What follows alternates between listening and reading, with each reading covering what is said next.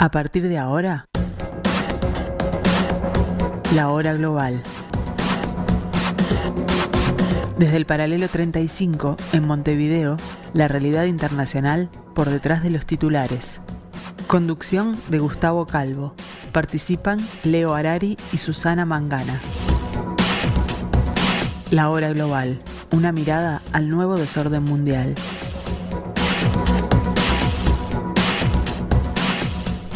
Muy buenas tardes, amigos, bienvenidos a este martes 29 de noviembre del año 2022, el último martes de noviembre, el último martes desde el penúltimo mes del año, para historiadores del futuro, como siempre digo, el tercer año de la pandemia. Y como dice nuestra presentación, esto es la hora global, esto es algo que fue creado en su momento por varias personas, no solo por quien les habla. Hacemos mención en nuestra entrada a Susana Mangana y Leo Harari. Bueno, uno de ellos, Leo Harari, nos acompaña esta tarde.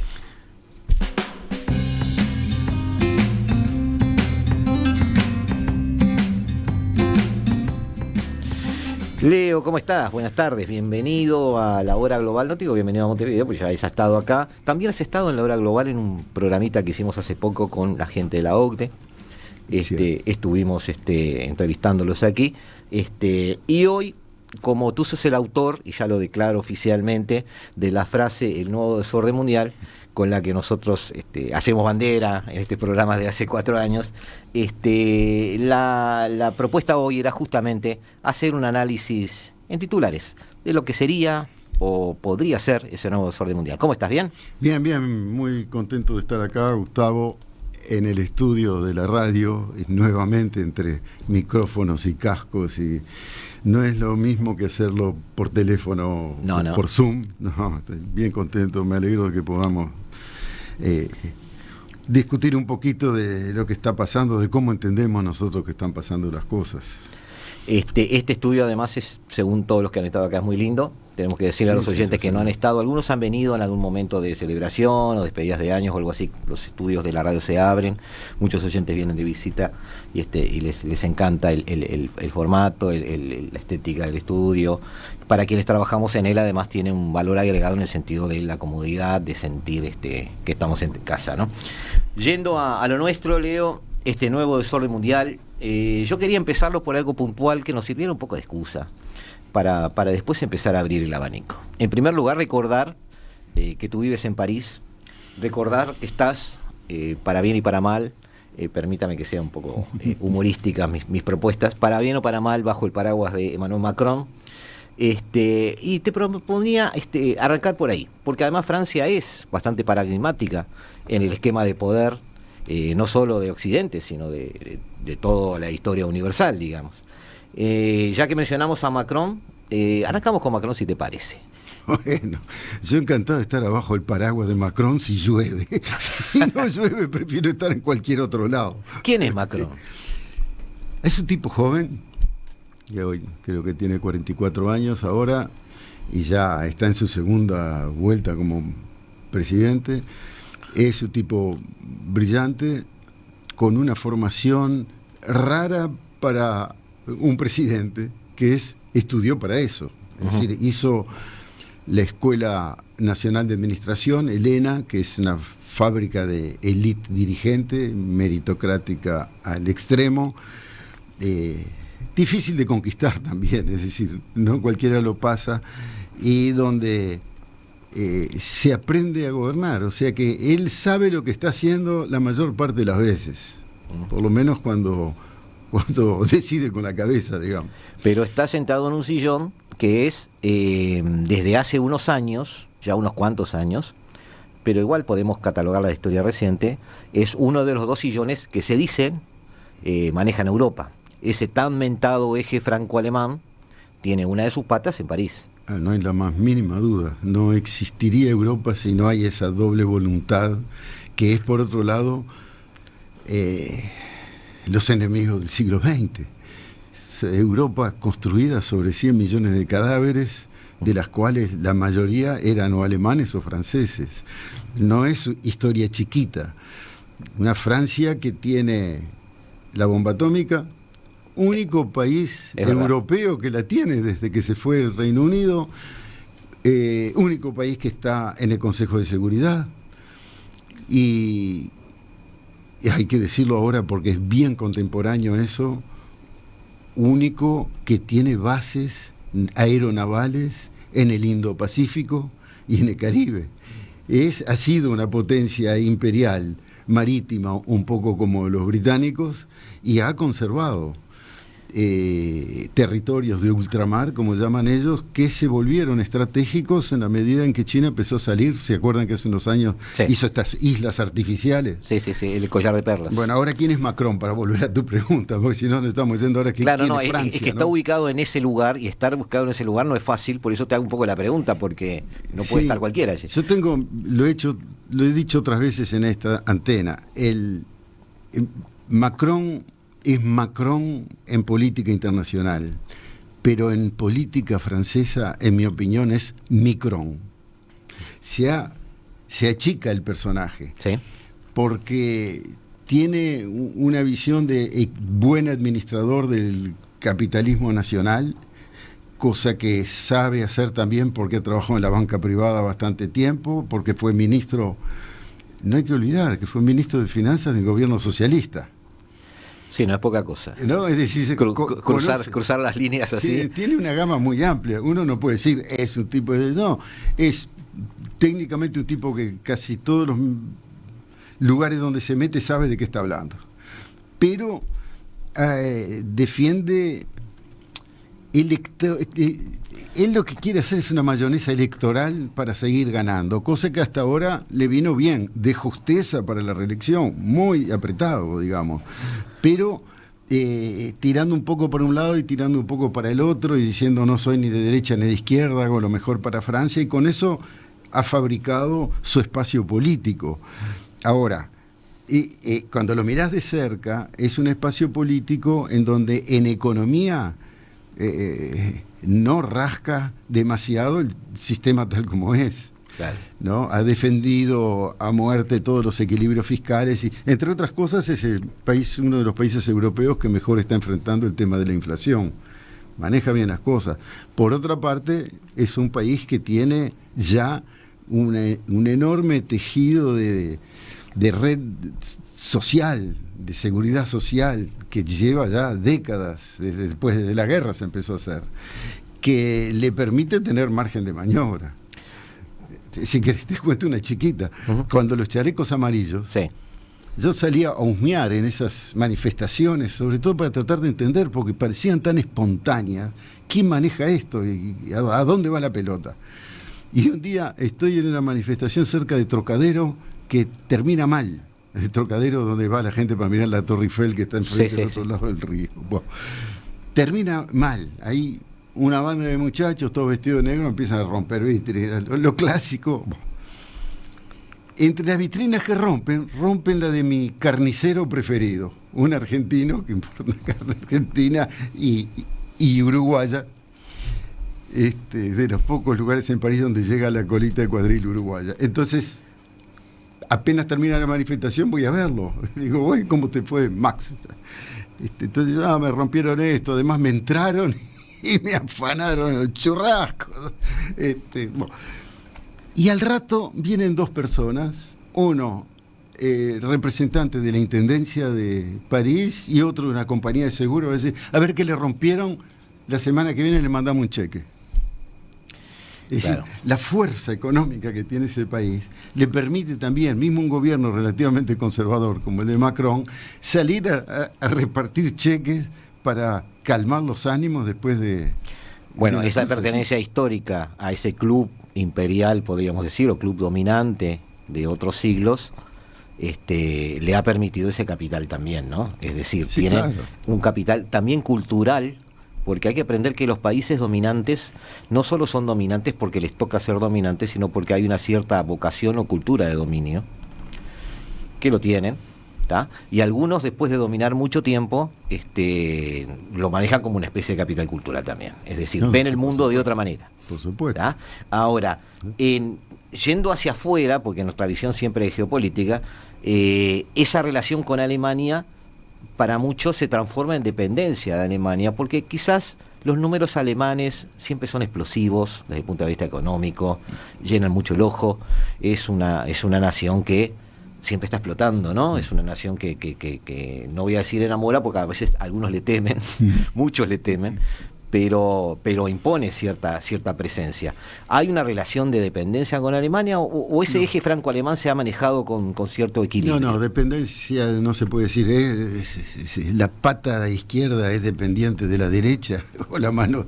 No, trabajan juntos. Trabajan juntos. Que se pone a prueba ahora con el gobierno Schulz, porque con la Merkel era una historia de amor, con Macron se entendían bien, sí. Tenían el mismo tipo de escala, de visión sobre lo que era la función de Europa, el lugar en el mundo. Schulz está en una forma mucho más defensiva, protección de su industria. Está desilusionando un poco, ¿no? Bueno, no sé, son los alemanes que dirán eso, que por otro lado no resultan tan encantadores a todos los demás.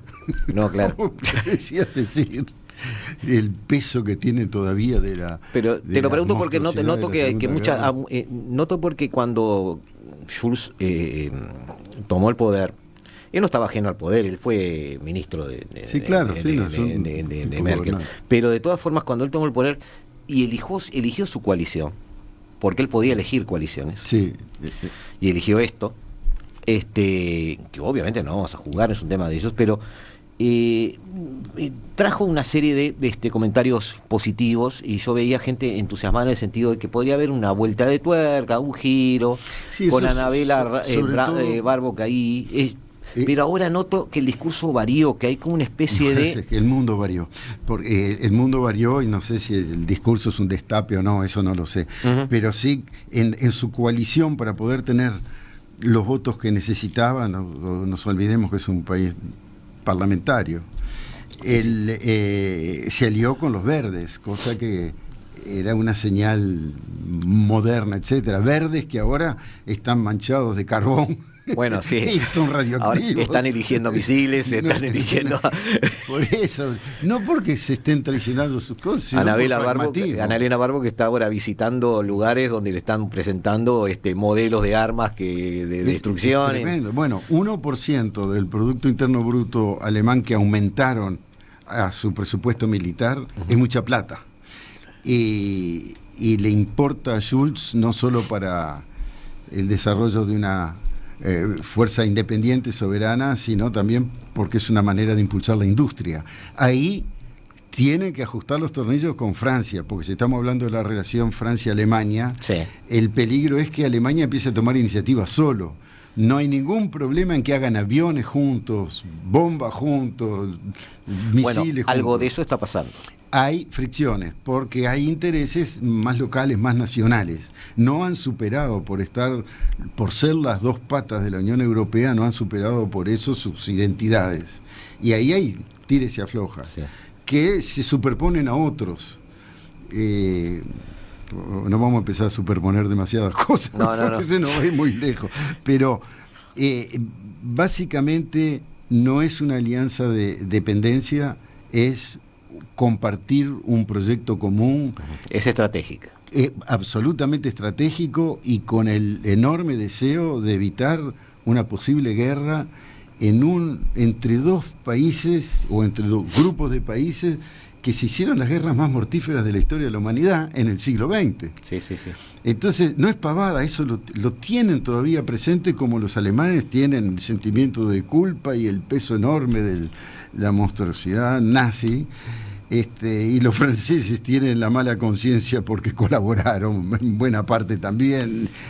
Es una historia muy, muy pesada, inimaginable para nosotros, la escala en que fue todo eso, ¿no? Ahora, en ese juego de poder de Europa está siempre el elefante en la habitación, que es Estados Unidos. Y ahí ese telón de fondo, queramos o no, tiña un poco todas las cosas. Está sobre la mesa los análisis en cuanto a cuál ha sido cuál es y cuál será la actitud europea hacia Estados Unidos. Porque de una especie de enamoramiento inicial de hace unos años, donde bueno, eran todos amigos y eso, no digo que dejen de serlo, pero sí ha empezado a dividirse algunos roles con estas guerras, sobre todo con el ascenso de Trump. En cuanto a los gastos de defensa, eso fue lo primero que pateó un poco el tablero, digamos, y empezó a poner sobre la mesa algún otro tipo de discusiones que no existían. Es decir, el estado de bienestar europeo se hizo a costa de gasto militar cero. Bueno, si hay gasto militar cero, ahora que tienen que volver a rearmarse, peligra el concepto de estado de bienestar. Todas esas preguntas, que podrán tener sentido o no, tienen cierta lógica que se preguntan. Cero. Lo que también todo esto depende del larga vista que uses para ver la historia. Claro. ¿No? Sí. Porque si vos ves la historia hacia la gran alianza que hubo entre Francia y los colonos ingleses que lucharon contra la corona para independizarse, hicieron dos revoluciones, la americana y 2 décadas después la francesa, que fueron muy hermanas, muy cercanas, y una dio lugar a la República y a la famosa, lo que hoy llama la Constitución Americana, que viven peleando alrededor de ella, y en Francia dio lugar a una república y a la Declaración Universal de los Derechos Humanos. Es decir... Y a la creación de un modelo de república que después fue el que se exportó. Claro que... Bueno. Entonces, ellos... en los libritos de historia americanos y franceses se dice los primeros aliados en la historia de Estados Unidos fueron los franceses. Incluso pensaban que las galerías Lafayette, que son tiendas, eso eran como general, suena un contradiscurso Lafayette. Eso, ¿no? Porque uno tiende a asociarlos pero con... eso es lo que decían. Lo que pasa es que después de la guerra, De Gaulle quiso bajar la pelota, digamos, al piso. ¿Por qué? El plan Marshall, el hecho de que toda la guerra fue sobre territorio europeo, pero Estados Unidos llegó como gran campeón al final de la guerra, después de Pearl Harbor, ya fue en el 41, a quedar como grandes héroes, pero después pusieron la plata para sacar adelante de una Europa destruida. Estaban empezando un poco como a ocupar todos los espacios. Entonces De Gaulle dice, no, a poquito. Y no le gustó la idea de la OTAN. Ahí empiezan las tensiones. De Gaulle tenía una idea... era, qué sé yo, diría, como el viejo Herrera, nacionalista. Ahí está. Y eso puso tensiones, pero han sido aliados más o menos siempre. Sí empiezan los problemas más urgentes en el periodo Trump, cuando cambian las reglas de juego. Cuando Trump agarra y les dice... Sí, Trump empieza a ver los balances y no la estrategia. Él tenía una estrategia de otro tipo, que es decir, bueno, nosotros somos hegemónicos, y entonces los que están conmigo y los que no se van a otro lado. Y a la OTAN no sean llorones, pongan más plata. Siempre el comandante jefe de la OTAN es un americano. El secretario general no, que es la parte política, pero el que manda las tropas es siempre americano, el 80% del armamento es norteamericano, las estrategias son de tipo americano. Y acá entra otra cosa, para cerrar un poco. Francia empieza a insistir en tenemos que tener un poco más de soberanía militar europea, más capacidad de iniciativa. Además, cada vez que nos metemos en algo con la OTAN, estamos comprometiendo toda la organización. Es cierto. Y además se sintieron comprometidos, tuvieron que mandar gente, militares a Afganistán, por el famoso artículo 5 que dice que cuando tocan a uno tocan a todos, y como los americanos se sentían tocados, entonces ahí invadieron Afganistán. Y entonces la política Macron era vamos a hacer soberanía militar, capacidad de iniciativa europea. La Merkel estaba más o menos en eso, no le gustaba gastar la plata. Por eso voy a lo del tema cero. Nunca fue cero, pero nunca fue el 2 entero por ciento para la OTAN. Hicieron lo que pudieron. Trump lo hizo cambiar eso, porque llevó las cosas a un extremo que más bien lo paralizó. Y lo relanzó después, enseguida, después Obama, y ya estamos en otra. La Unión Europea o la creación de la Unión Europea en realidad no cambió esa relación. Fue una forma de relacionarse entre europeos Pero la relación con Estados Unidos siguió los mismos cauces, digamos, porque el resto de los países europeos en realidad eran acompañantes, no escribían la hoja de ruta, más bien la acompañaban, inclusive estoy hablando de Italia, España, Grecia, los países intermedios, ¿no?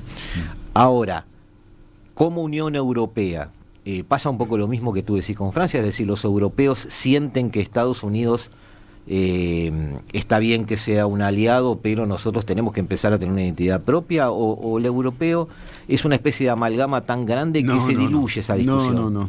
Ahí las reglas son claras, el problema es que hay 28 idiomas diferentes, claro. Es complicadísimo, Bruselas es realmente Babel. Claro, ahí no hay lugar para un nacionalismo europeo.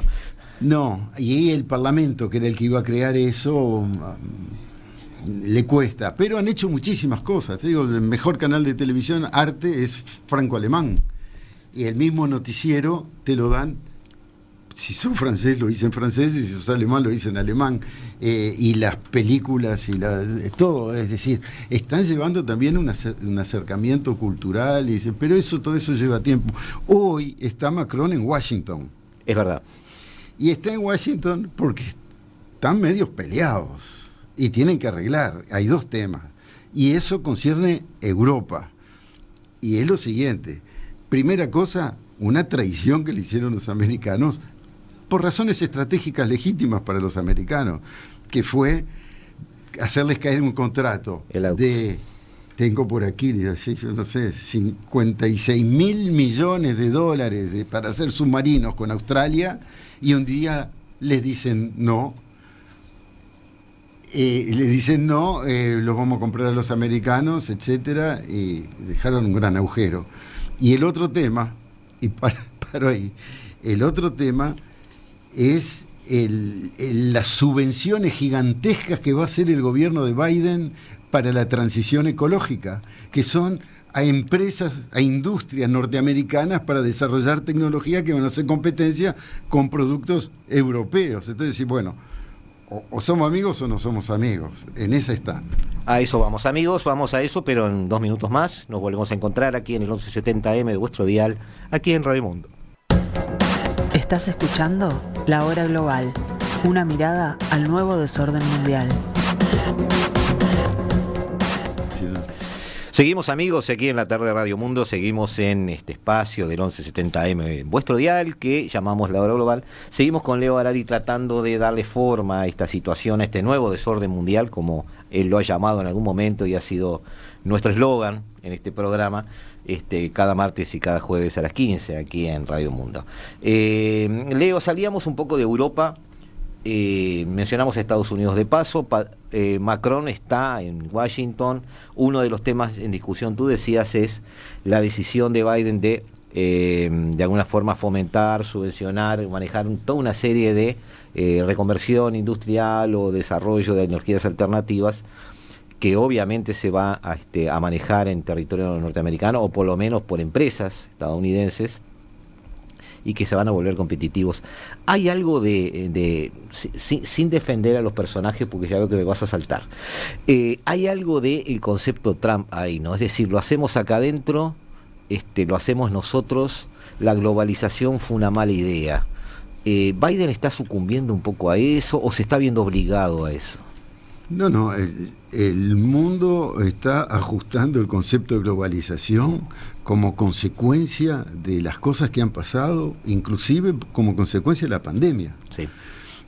La ruptura de las cadenas de producción y de distribución demostraron de que no se puede concebir ni desde el más puro punto de vista capitalista que se fabrica en un lado y 2 semanas después yo sé que me llegan los insumos correspondientes para elaborar no sé qué, y después como si fuera un solo mundo. Y pensar que todo eso va a funcionar siempre. Claro, no es un solo mundo, y ahora se está viendo. Entonces ya la globalización, que antes estaba dirigida exclusivamente por las ventajas comparativas y tenía toda filosofía en donde había pequeños stocks en vez de grandes stocks, y donde el tiempo de llegada de uno a otro estaba minutado. El just in time de los japoneses. Claro, ahora hay otra globalización en la que se está hablando de moverse de los países más conflictivos hacia los países más tranquilos, invertir en los amigos, en los que ya sabés que son aliados. Es decir, una cosa que ya va en contra del concepto mismo de globalización y lo acerca al cierto proteccionismo o una forma de proteccionismo. Eso explota con Trump, porque Trump además lo acompaña con el hecho de pisar fuerte, romper tratados internacionales, cosa que le quita una gran credibilidad a la política exterior americana. Sí, es un elefante en un bazar, ¿no? Totalmente. Eso es cierto. Descuajarenga el famoso orden mundial del que hablamos.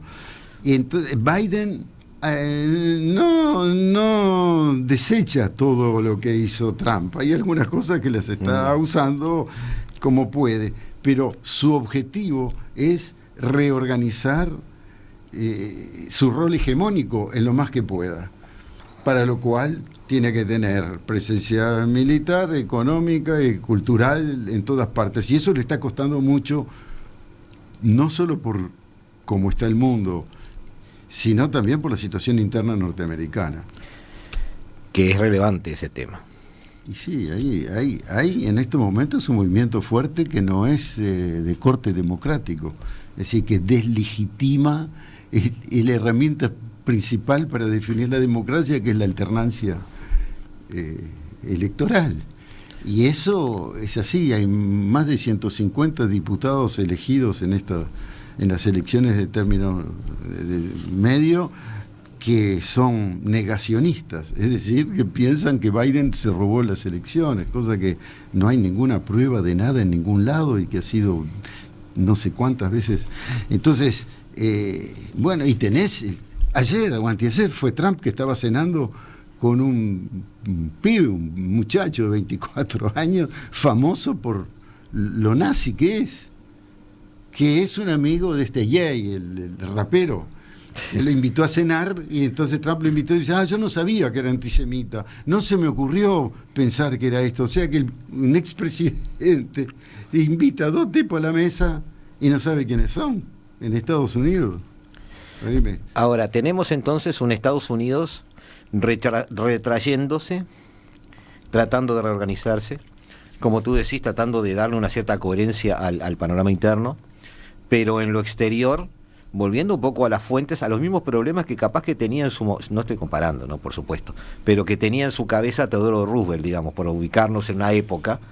Es decir, tenemos que volver al concepto de cuando nos expandimos y ver cómo logramos este poder o este dominio que Estados Unidos necesita tenerlo en contrapartida a otro poder que se le viene encima. Esa es la realidad, nos guste o no, no estamos tomando partido, pero el ajedrez que se juega a nivel global es ese. Ahora, en ese manejo de cercanía está Latinoamérica. Nos peleamos alguna vez, nos peleamos nuestros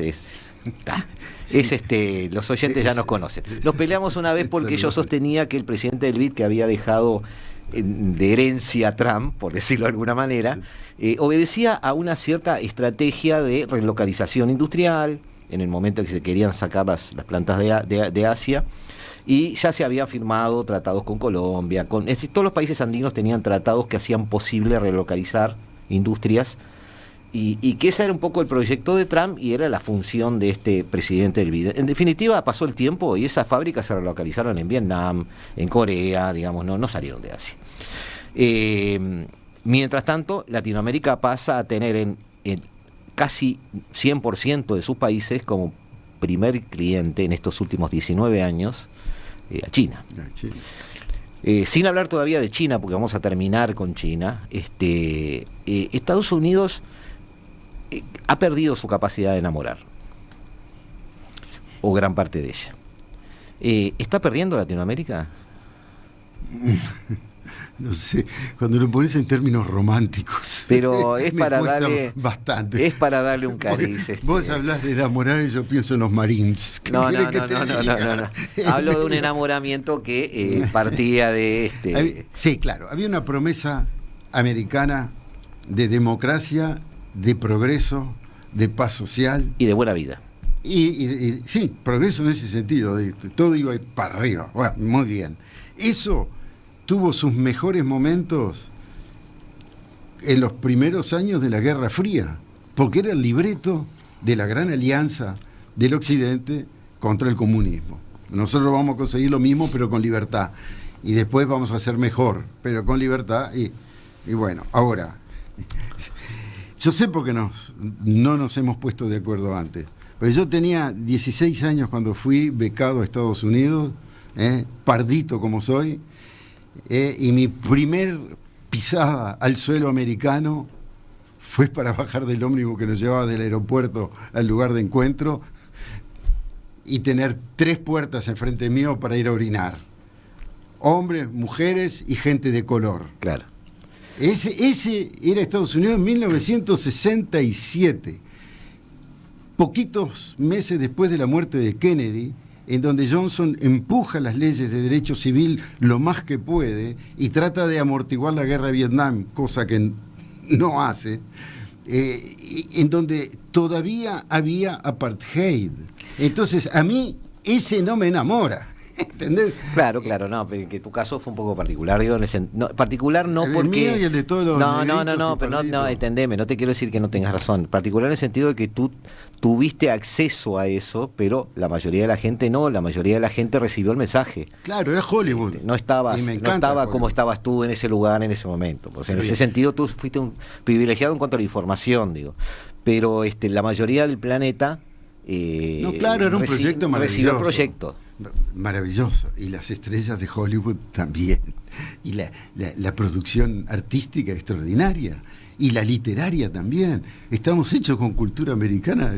Yo sigo adorando los films de Hollywood, y los que no los adoro por la profundidad de los libretos, los adoro por la tecnología, la capacidad de impresionar, de maravillarte. Me saco el sombrero todo eso, y me saco el sombrero también en algunas de las universidades que están en la punta. Es el país que hace más patentes en el mundo, que tiene una pujanza económica todavía de las mejores del mundo. Su presupuesto militar es 10 veces más grande que el de China, que es el segundo presupuesto militar más grande del mundo. O sea, China pone el 10% de la plata que pone Estados Unidos. Pero esa plata no es solamente para comprar municiones, está llevando atrás una industria muy pujante. No es un país que se está muriendo.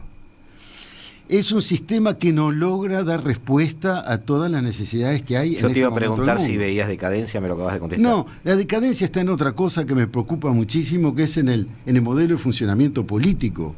El Partido Republicano y el Partido Demócrata se alternaban, uno más estatista y con una visión más global del lugar de Estados Unidos en el mundo, y el otro un poco más populista, más apoyado en los movimientos sindicales y en las minorías, etcétera, y con eso se peleaban y hacían una sociedad capaz de incluir, capaz de dar esperanza de que salís de la nada pero vas a llegar a algún lado, etcétera. Eso se le está haciendo muy borroso, lo que ha polarizado políticamente las cosas, y ahora vos tenés realmente una parte del Partido Republicano es fascista. Y lo digo, invito al que me quiera contradecir en esto, viendo documentos, discursos mano a mano. Es tremendamente reaccionario y fascista. Entonces, ese es el peligro que hay. Esa es la parte que me preocupa. Claro. Ahora, mi pregunta era un poco más global en el sentido de que yo veo a Estados Unidos con problemas internos, como tú decís, pero también con una batalla pendiente hacia lo exterior, con una potencia que está creciendo, que está emergiendo. Y para eso se necesitan aliados. Sí. Para eso se necesitan armar bloques. Entonces, el tema del armamento viene también un poquito por allí, es decir, América Latina, como muchos otros grupos de países, tomando como excusa ahora la guerra de Ucrania, que vamos allá a ir a ella, condena pero no sanciona. Y eso es sintomático de alguna manera. Tu pregunta a mí me interesa particularmente, porque sí. El asunto es cómo van a lograr esas alianzas y cuál es la política del otro, que viene a ser China, para crear sus propias alianzas.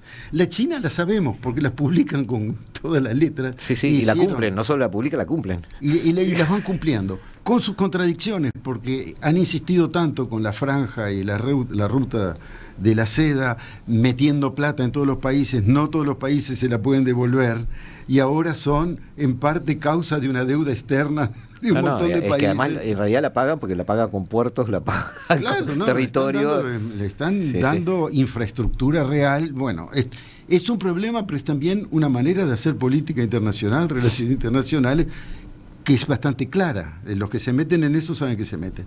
Estados Unidos intenta reflotar lo de los valores, porque es lo que ha mantenido su unidad en la época de la Guerra Fría. Es la democracia contra la autocracia. Ese libreto, no digo verso ni leyenda, es un libreto como es un libreto de los otros. Ese libreto no ha tomado fuerza. Hizo una cumbre de la democracia y no fueron ni la mitad de los invitados porque no les gustaban los que excluyeron, qué sé yo, salió nada.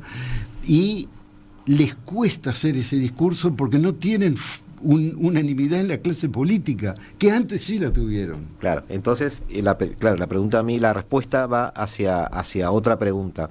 ¿No tiene fuerza porque a los demás no les importa el tema o porque Estados Unidos no es creíble defendiendo eso? Es que son dos preguntas distintas, por eso. Está bien, de acuerdo.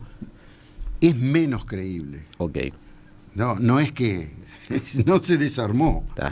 Es menos creíble porque dejó caer a sus mejores aliados con el pacto con Irán, que era muy importante, y no lo volvieron a restablecer. Han dado pasos adelante en el Medio Oriente que quedaron medio por ahí, que parecía que podían servir para algo y que al final la situación está peor que antes. Es decir, no han logrado, y todo esto empieza con la evacuación espantosa de Kabul. Bueno, ¿no? Entonces, es decir, han perdido gran credibilidad. Sigue siendo un país que tiene, te digo, las mejores universidades, buena cultura, buenos productos, coches americanos siguen marchando bien. Bueno, no es... Para dejar este tema, irnos a una pausa, después ya meternos en Ucrania, porque es el gran disparador o diferenciador en cuanto a lo que se llama orden mundial. Aunque no depende solo de la guerra de Ucrania. O sea, esta transformación de orden ya lleva una década a esta altura, pero no importa. Te voy a tomar como un europeo, porque tú vivís ahí. Ese esquema de valores, también Europa lo maneja. Es un esquema de valores que el europeo y el norteamericano, en tu criterio, cree en él, o las sociedades están en otra. Podés contestar un poquito. Sí, una cortita. O si querés lo dejamos por sí o por no y después volvemos. Sí y no. Sí y no. Después volvemos. Todo dicho. Amigos, estamos en 2 minutos con ustedes. No se vayan, que nosotros seguimos acá.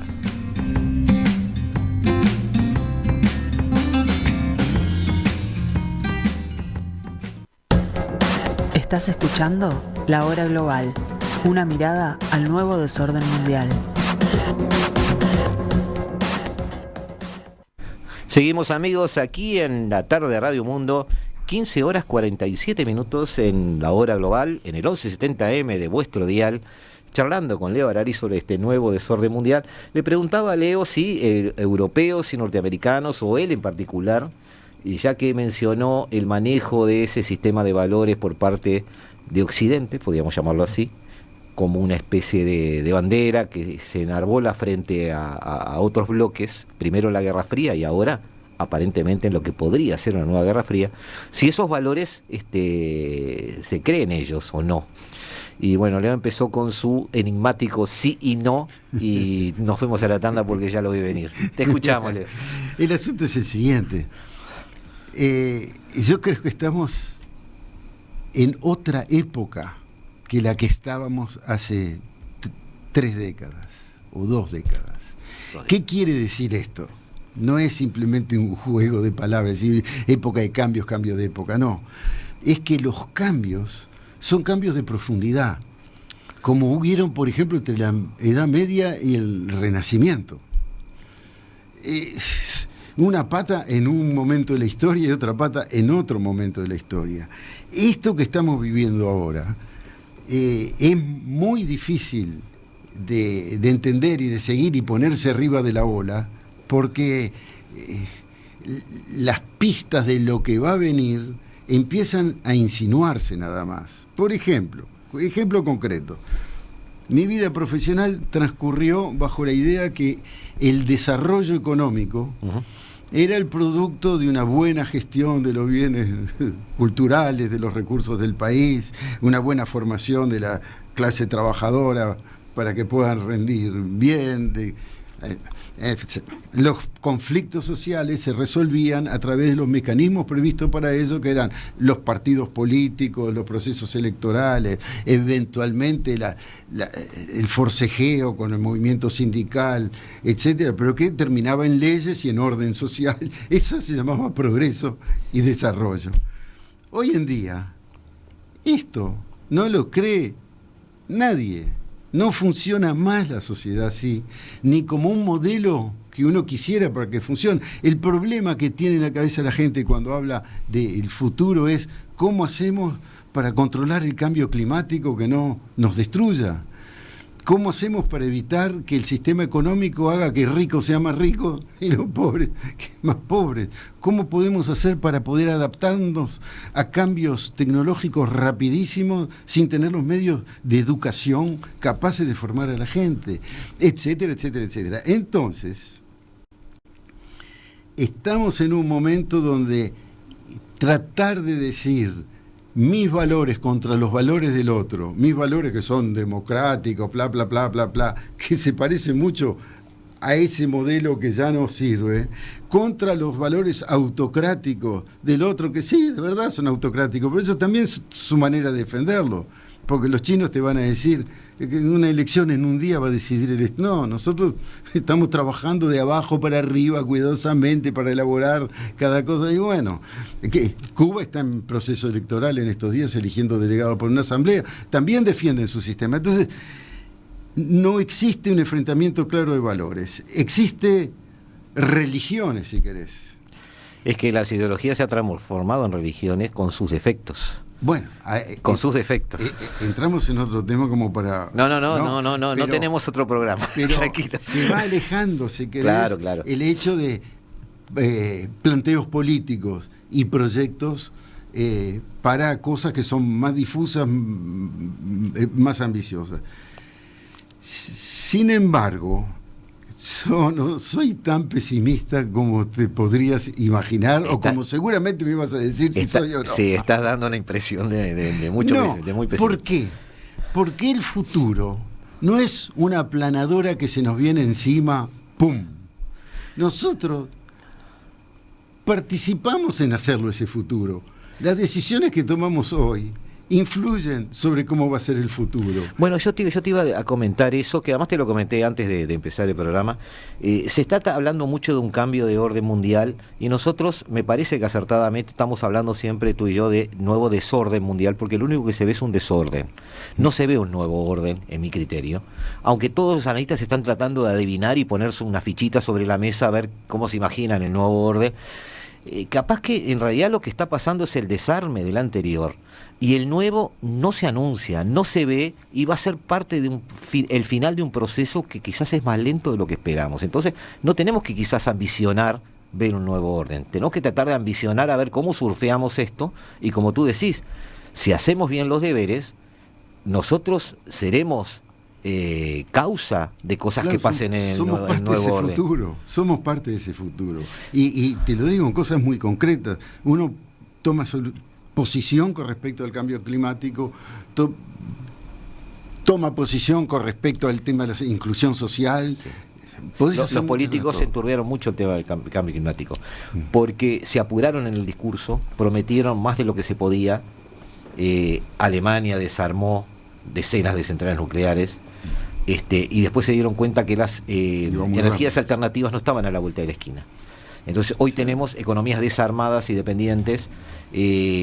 La política no fue muy sagaz. No, pero lo que pasa es que en las transiciones enormes como la que estamos viviendo hay mucho desgaste por todos lados, hay mucho desperdicio. Claro. No sabemos qué es lo que va a prevalecer ni como organización social ni como visión del mundo. Imagínate, de la Edad Media al Renacimiento, la manera de ver el mundo, de ver al otro, de ver al vecino o de tener esperanzas, ni se sospechaba. Era impensable. Yo creo que estamos en ese momento. Lo único que puedo decir es que tengo esperanza, como no está lleno de imbéciles el mundo, hay gente que piensa y tiene ganas, que el futuro también podemos contribuir a fabricarlo. No estamos vencidos de antemano. No es blanco y negro. No, es al contrario, con todos los colores. Porque China está en la cancha. Y desde acá, ¿qué es la información que recibimos? ¿No? Nosotros estamos en un área occidental que, como todas las áreas en esa especie de guerra cultural que se arman a veces, recibimos mensajes sesgados. Y claro, vemos a China y nos parece que todo es blanco y negro. Ni siquiera China es monolítica. No, lo estamos viendo bastante hoy. Problemas estamos viendo con la política COVID, pero también con otras cosas. Ha creado una clase media que no tenía antes, que tiene sus propias reivindicaciones, lo que sabemos nosotros que es siempre una cosa que conmueve la sociedad. China tiene sus propios problemas. Si tenemos que redondear, Leo, salimos de un orden mundial que ya no es. Estamos en una situación de desorden y ni tú ni yo nos aventuramos a decir qué es lo que viene, pero no es esto que estamos viendo. Quizás haya que esperar más o quizás mucho más. Sí, yo creo que hay cosas que, por ejemplo, yo me juego por. Ahí está, me gusta, bien. Yo me juego por la idea de que los derechos humanos son universales. Hay ciertos derechos que no me importa si es chino, americano, el vecino de acá al lado o el de las antípodas, que hay cosas que tenemos que aspirar, defender la vida del planeta, la vida en general y el ecosistema en que nos movemos y la sustentabilidad de lo que hacemos. Lo que los juristas llamaban el derecho natural empieza a llenarse de contenido. Podemos decirlo así. Empezamos a decir, yo creo que vale la pena reivindicar cosas que son como de cajón, básicas para imaginarnos en el futuro.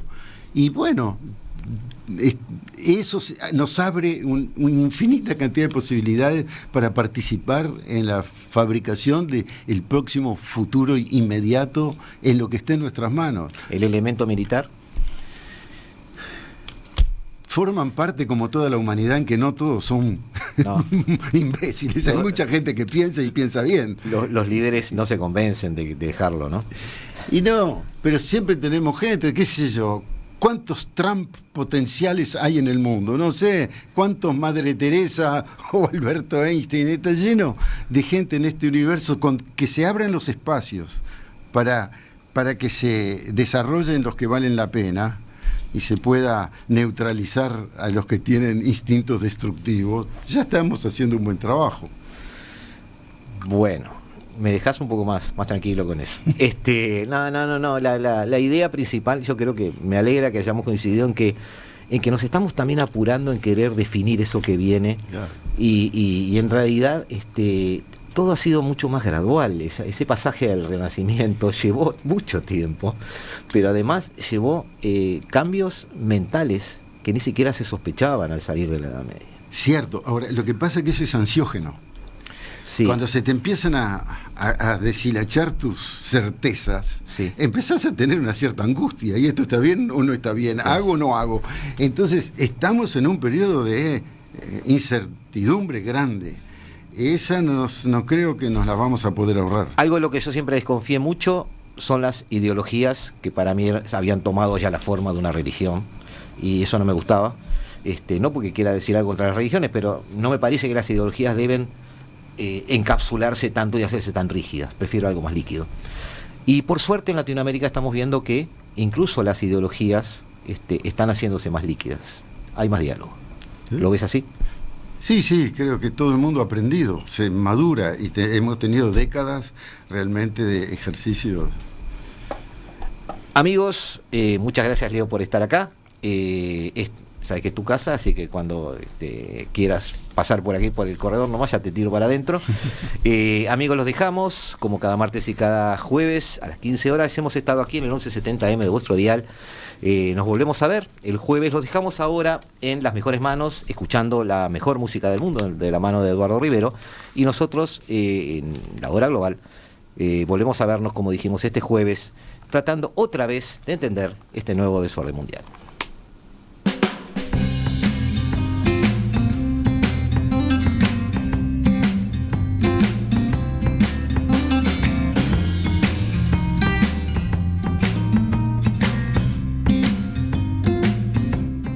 La hora global, martes y jueves a las 15 horas.